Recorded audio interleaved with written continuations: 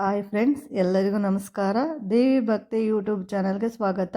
ಇವತ್ತು ನಾನು ತಿಳಿಸ್ಬೇಕು ಅಂದ್ಕೊಂಡಿರೋ ವಿಷಯ ವಿಜಯ ಏಕಾದಶಿ. ಇದೇ ತಿಂಗಳು ಅಂದರೆ ಫೆಬ್ರವರಿ 13ನೇ ತಾರೀಕು ಏಕಾದಶಿಯು ಪ್ರಾರಂಭವಾಗುತ್ತದೆ. ಏಕಾದಶಿಯು ಪ್ರಾರಂಭವಾಗುವ ಸಮಯ ಮಧ್ಯಾಹ್ನ 12:22 ಮತ್ತು ಅದು ಕೊನೆಗೊಳ್ಳುವ ಸಮಯ ಮಧ್ಯಾಹ್ನ 2:55. ಈ ಏಕಾದಶಿಯ ಮಹತ್ವ ಏನಪ್ಪ ಅಂದರೆ, ಪದ್ಮ ಪುರಾಣ ಮತ್ತು ಸ್ಕಂದ ಪುರಾಣದಂತಹ ಪ್ರಾಚೀನ ಗ್ರಂಥಗಳ ಪ್ರಕಾರ ಎಲ್ಲ ಪ್ರಯತ್ನಗಳಲ್ಲಿ ವಿಜಯವನ್ನು ನೀಡುವ ಶಕ್ತಿಗಾಗಿ ವಿಜಯ ಏಕಾದಶಿಯನ್ನು ಆಚರಿಸುತ್ತೇವೆ. ಇದು ಆಂತರಿಕ ದುರ್ಗುಣಗಳು, ಬಾಹ್ಯ ಸವಾಲುಗಳು ಮತ್ತು ಕರ್ಮ ಪಾಪಗಳನ್ನು ಜಯಿಸುವ ಸಂಕೇತವಾಗಿದೆ.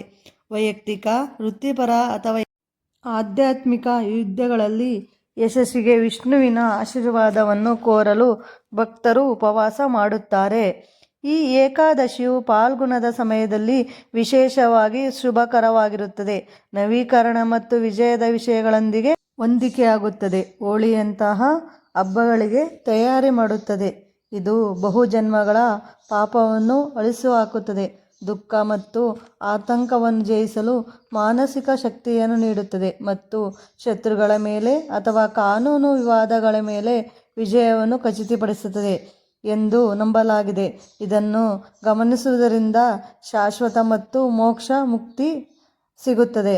ಇದಿಷ್ಟು ವಿಜಯ ಏಕಾದಶಿಯ ಬಗ್ಗೆ ಮಾಹಿತಿ ಫ್ರೆಂಡ್ಸ್. ಪ್ರತಿಯೊಬ್ಬರು ಇಷ್ಟ ಆದರೆ ತಪ್ಪದೆ ಲೈಕ್, ಕಮೆಂಟ್, ಶೇರ್ ಮಾಡಿ. Thank you for watching our channel.